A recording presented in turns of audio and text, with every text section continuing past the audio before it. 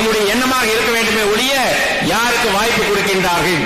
பொதுச் செயலாளர் யாருக்கு வாய்ப்பை கொடுத்தாலும் நமக்கு தெரிந்ததெல்லாம் பொன்மலை செம்மல் புரட்சித் தலைவர் எம்ஜிஆர் அவர்கள், மாண்புமிகு அம்மா அவர்கள், கழக பொதுச் செயலாளர் எடப்பாடியார் அவர்கள், அதற்கு மேலாக இரட்டை இலை மட்டும்தான் நமக்கு தெரிய வேண்டும். யார் வேட்பாளர், யார் நிற்கின்றார்கள், யாரை பற்றியும் நாம் கவலைப்பட வேண்டிய அவசியமே இல்லை. ஒரு குடும்பத்தில் அண்ணன் தம்பி இருக்கின்றோம் என்று சொன்னால் குடும்பத்திலே பிரச்சனை இருக்கலாம். ஆனால் மூணாவது மனிதன் ஒருவர் அங்கே தலையிடுகின்ற போது நமக்குள் நாம் ஒற்றுமையாகி விடுவோம். அதே போல நாம் இருக்கின்றவர்களுக்கு நமக்குள்ளே கருத்து வேறுபாடுகள் இருக்கலாம். ஆனால் ஒரு இயக்கத்தை பார்ப்பீர்கள் என்று சொன்னால் 4 பேர் இளைஞர்களாக இருக்க வேண்டும். 35 வயதுக்குள் இருப்பவர்களே 9 பேர் பொறுப்பாளராக போடுகின்ற போது 4 பேர் அது இளைஞர்களாக இருக்க வேண்டும். அதே போல வார்டுக்கு போடுகின்ற போதும் இருக்க வேண்டும். ஆனால் பூத் கமிட்டி போடுகின்ற போது மிக கவனமாக அதை போட வேண்டும் என்று அண்ணன் அவர்கள் சொல்லியிருக்கின்றார்.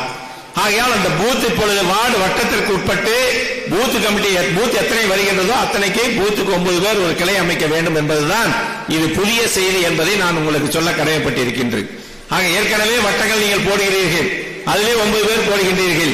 பூத்துக்கு போடுகின்ற போது மாவட்ட கழக பொறுப்பாளர்களுக்கும் பகுதி கழக செயலாளர்களுக்கும் வட்டக்கழக செயலாளர்களுக்கும் மகளிரைச் சேர்ந்த பொறுப்பாளர்களுக்கும் சார்பணியினுடைய செயலாளர்களுக்கும் திரளாக மத்தியில் நிலைக்கின்ற கழகத்துடைய பல்வேறு பொறுப்பில் இருக்கின்ற அத்தனை பேருக்கும் அதற்கும் மேலாக பொன்மலை செம்மல் புரட்சித் தலைவர் எம்ஜிஆர் அவருடைய பொறுப்பை தலைவர்களாக விலகிக் கொண்டு இருக்கின்ற செயல் வீரர்கள் வீராங்கனைகள் அத்தனை பேருக்கும் அன்பு நண்பர் காத்து உள்ளிட்ட பொறுப்பாளர்களுக்கு முதற்க வணக்கத்தை, பத்திரிகை நண்பர்களுக்கும் வணக்கத்தை தெரிவித்துக் கொள்கின்றேன்.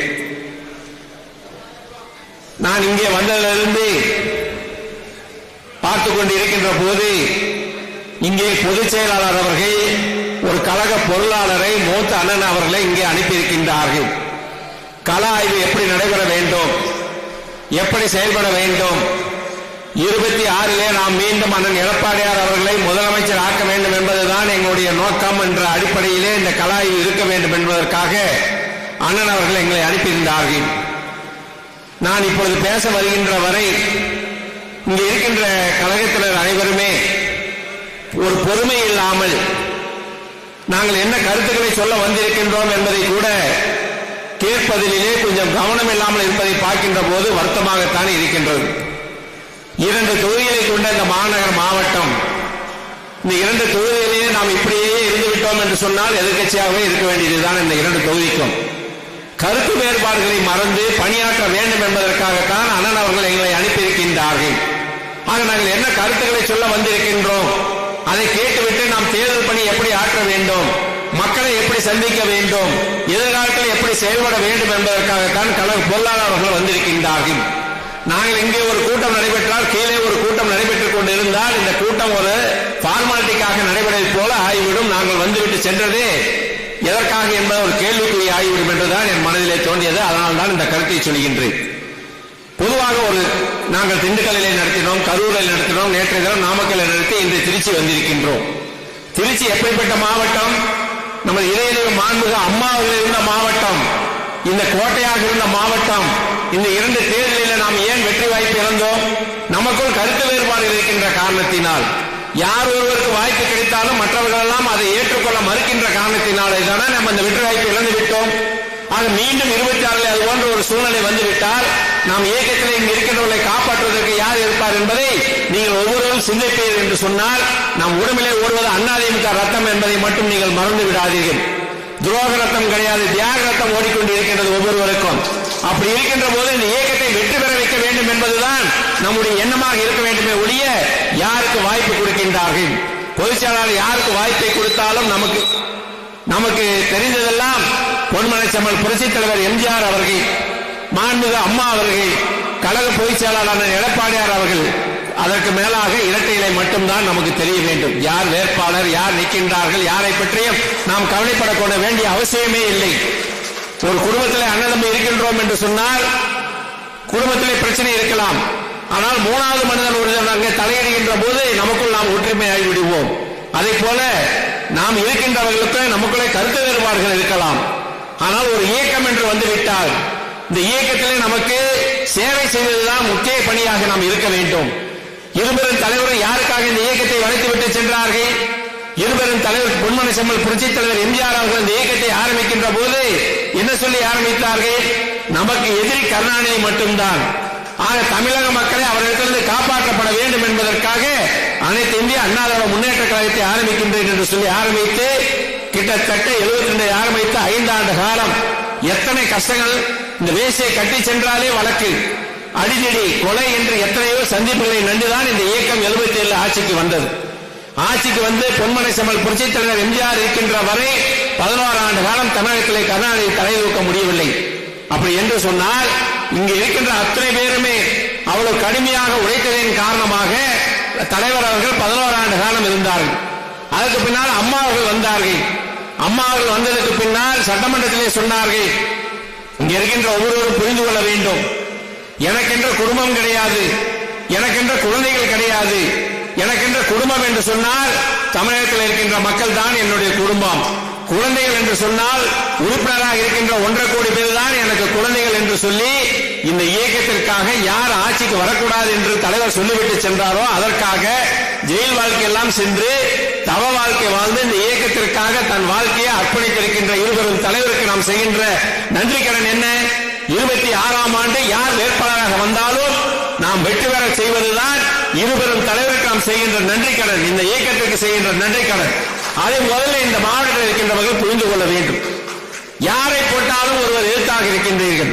வேட்பாளர் என்று யாரை அறிவித்தாலும் சரி, அவருக்கு எதிர்ப்பாகத்தான் ஒரு குரூப்பாக பணியாற்றிக் கொண்டிருந்தால் இந்த இயக்கத்தை வெற்றி பெறவில்லை என்று சொன்னால் இங்கே திமுக ஆடிக்கொண்டிருக்கின்ற ஆட்டத்திற்கு நீங்கள் மீண்டும் பணிய வேண்டுமா என்பதை வருங்காலத்திலே சிந்திக்க வேண்டிய காலம் 26ஆம் ஆண்டு என்பதை இங்க இருக்கின்ற ஒவ்வொரு தொண்டரும், பகுதி கழக செயலாளர்களும், வட்டக்கழக செயலாளர்களும், பொறுப்பாளர்களும் புரிந்து கொள்ள வேண்டும்.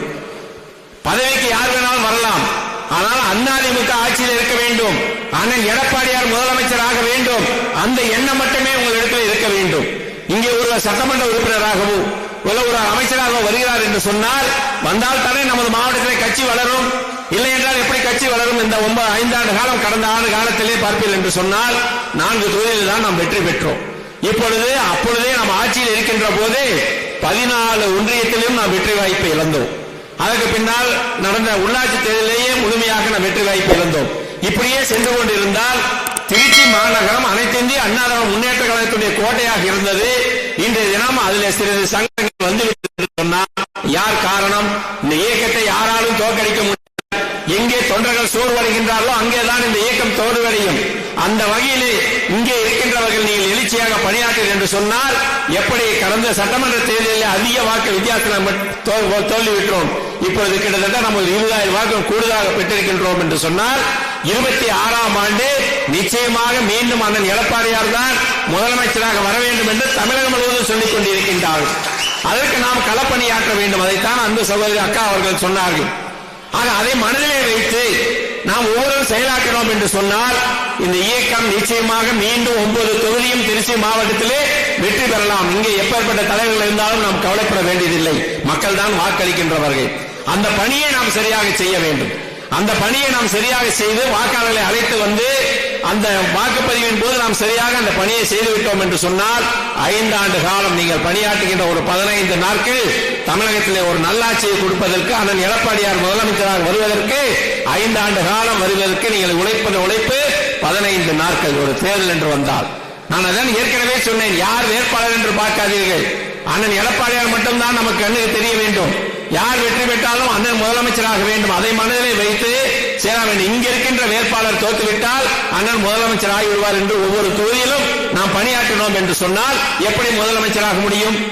அதை சிந்திக்க வேண்டும் ஒவ்வொருவரும். இன்றைய தினம் நாம் எவ்வளவு கஷ்டப்பட்டுக் கொண்டிருக்கின்ற இந்த 3 ஆண்டு காலத்தில் எத்தனை போராட்டம், ஆர்ப்பாட்டம், வழக்குகள் இத்தனையும் நாம் சந்தித்து இன்னும் 20 காலத்தில் இதே போன்ற வழக்குகளை சந்திக்க வேண்டுமா? தயவு செய்து சிந்திக்க வேண்டிய காலம் இந்த காலம் என்பதை நீங்கள் புரிந்து கொள்ள வேண்டும். இந்த களப்பணி என்பது எங்களை எதற்காக அனுப்பியிருக்கின்றார் என்று சொன்னால், அன்பு அக்கா சொன்னார்களே, நான் இந்த கார்டு எப்படி கொடுத்தோம், பூத் கமிட்டி எதை கொடுத்தோம் என்று சொல்லி அதை மீண்டும் அண்ணன் அவர்கள் கருத்து வேறுபாடுகள் இருந்தால் நீங்கள் அந்த மண்டல கமிட்டியில் அந்த கள ஆய்வு குழு செல்கின்றவர்கள் அவளை அழைத்து பேசி எதிர்காலத்திலே கருத்து வேறுபாடு இல்லாமல் கழக பணி ஆற்ற வேண்டும் என்பது முதல் பணி. இரண்டாவதாக இந்த கார்டு எல்லாம் கொடுத்திருந்தால் இன்னும் எங்காவது சேராமல் இருந்தால் அங்கே தவறுகள் நிறைய நடைபெற்று விட்டன, பிரிண்டிங் ஆகின்ற போது அதை மாற்றி கொடுக்க வேண்டும் என்று சொல்லி இருக்கின்றார்கள். அது இரண்டாவது பணி. மூன்றாவதாக கழக அமைப்பு தேர்தல் வருகின்ற போது இது மாநகர் ஏற்கனவே வார்டிலே வட்டத்திலே போட்டுக் கொண்டு இருக்கின்றீர்கள். இனி எதிர்காலத்திலே பூத்துக்கு ஒரு கிளை போட வேண்டும். ஏற்கனவே வட்டம் என்பது தனியாக இருந்தாலும் கூட எத்தனை பூத்துகள் இருக்கின்றதோ ஒவ்வொரு பூத்துக்கும் ஒரு கிளை அமைக்கப்பட வேண்டும். அந்த கிளையிலே பூத்துக்கு பார்ப்பீர்கள் என்று சொன்னால் 4 பேர் இளைஞர்களாக இருக்க வேண்டும். 35 வயதுக்குள் இருப்பவர்களே 9 பேர் பொறுப்பாளராக போடுகின்ற போது 4 பேர் அது இளைஞர்களாக இருக்க வேண்டும். அதே போல வார்டுக்கு போடுகின்ற போதும் இருக்க வேண்டும். ஆனால் பூத்து கமிட்டி போடுகின்ற போது மிக கவனமாக அதை போட வேண்டும் என்று அண்ணன் அவர்கள் சொல்லியிருக்கின்றார். ஆகையால் அந்த பூத் இப்பொழுது வார்டு வட்டத்திற்கு உட்பட்டு பூத் கமிட்டி பூத் எத்தனை வருகின்றதோ அத்தனைக்கு பூத்துக்கு 9 பேர் ஒரு கிளை அமைக்க வேண்டும் என்பதுதான் இது புதிய செய்தி என்பதை நான் உங்களுக்கு சொல்ல கடமைப்பட்டிருக்கின்றேன்.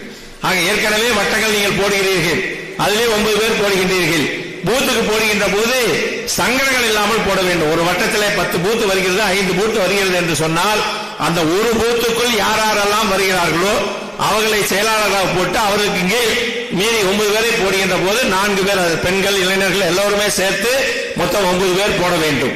அந்த பணி மிக சரியாக நாம் செய்துவிட்டோம் என்று சொன்னால் எதிர்காலத்திலே நமக்கு வேலை கொஞ்சம் குறைவாக இருக்கும். அதனால் நாம் வட்டம் என்பது ஒரு தனியாக இருக்கின்றது. அதே போல பூத்துக்கு என்று ஒரு கிளை இருக்கின்ற போது யார் பணியாற்றுவது என்று உங்களுக்கு ஒரு சந்தேகம் வர வேண்டாம்.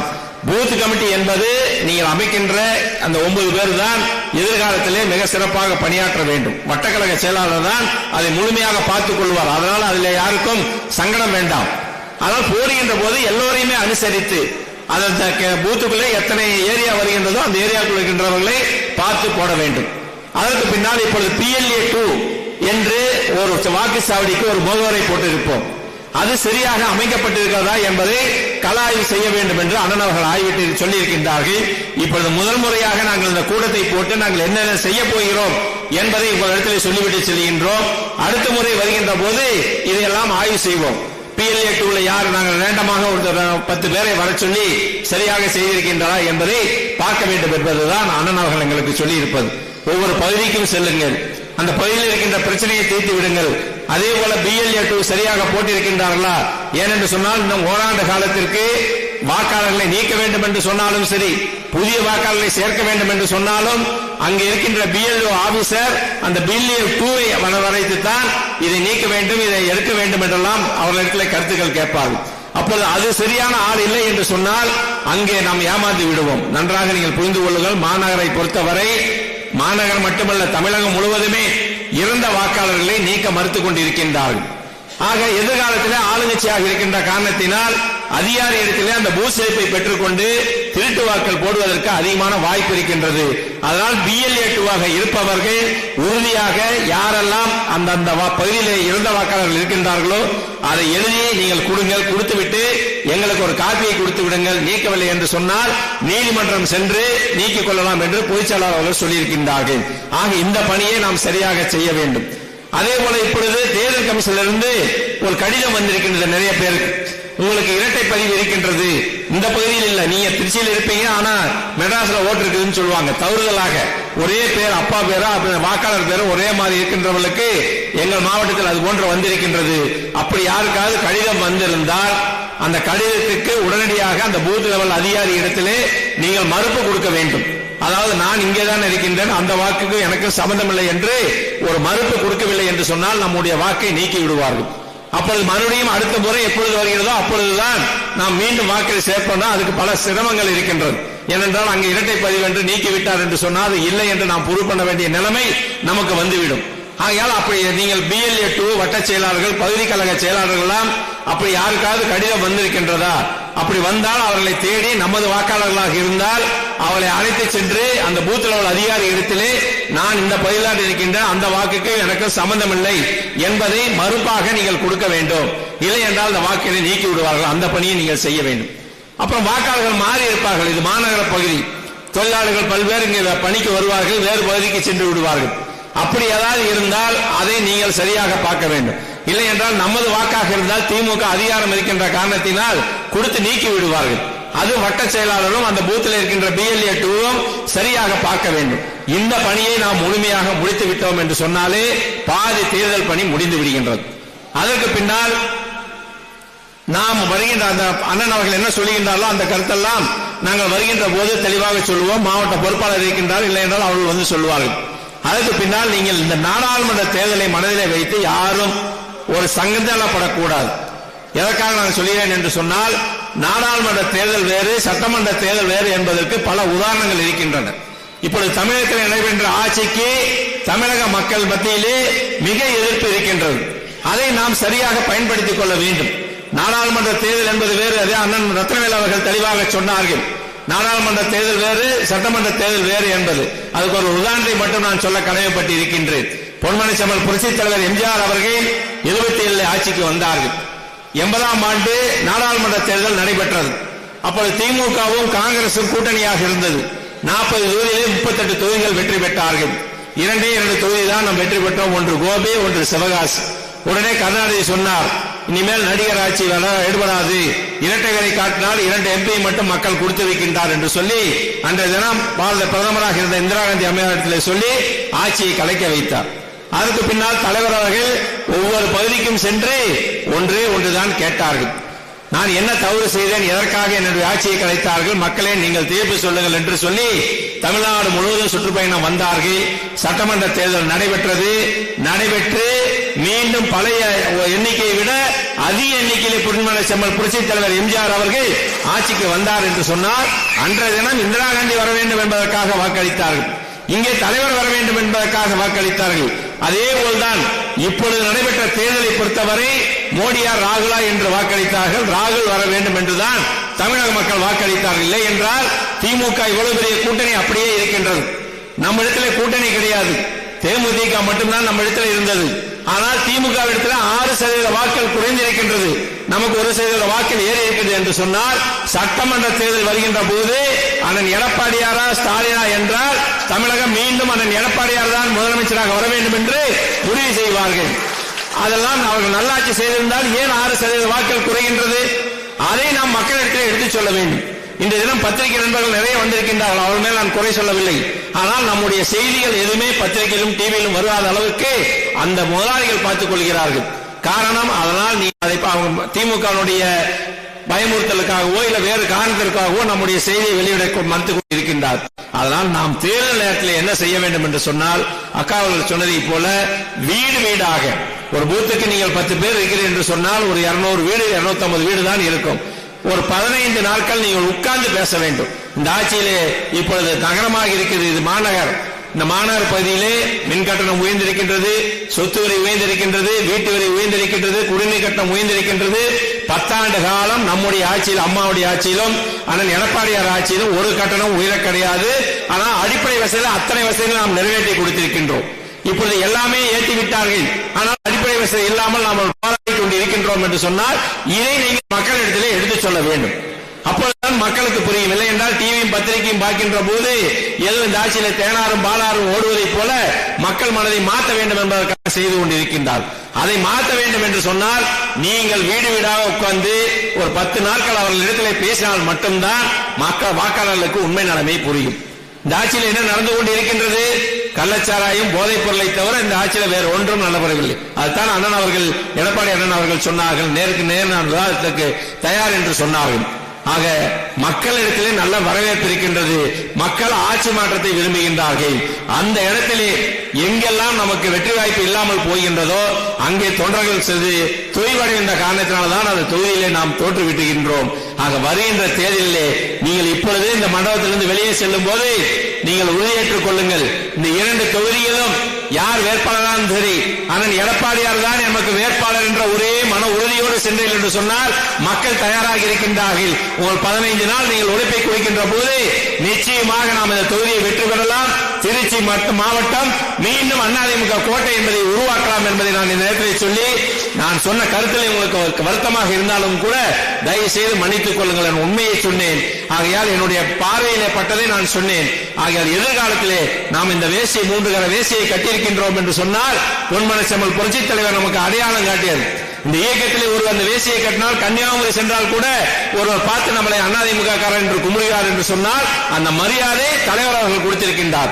அந்த தலைவருக்கும் அம்மாவுக்கும் நாம் செய்கின்ற நன்றி கடன் 26ஆம் ஆண்டு நாம் உழைத்து இந்த 2 தொகுதிகளும் வெற்றி பெற செய்வதுதான் நம்முடைய கடமை. இந்த இயக்கத்தில் இருப்பதற்கு என்று நீங்கள் உணர்வோடு வெளியே செல்ல வேண்டும் என்று சொல்லி வாய்ப்புக்கு நன்றி கூறி விடைபெறுகிறேன். நன்றி, வணக்கம்.